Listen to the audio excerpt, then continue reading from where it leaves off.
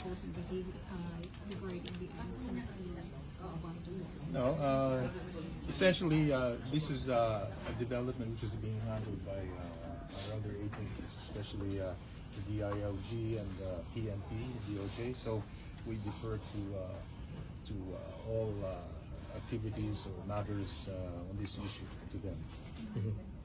Once he's in behave, so what could be the procedure? Can you tell us? I'm really not familiar with the procedure because, as you know, we're not a member of the NCC. So, in fact, we've not been in communication with them ever since we left. But once trial begins, sir, ano yung magiging role ng Philippine mission natin sa... Oh, I don't know. I can't speculate. We have to see how events unfold. But I think the best is to ask the agencies which are directly involved. Sir, may any directive from the President regarding this sa post natin?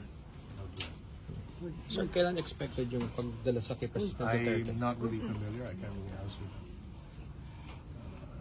But I had a good meeting with Slovenia. Ah, yeah.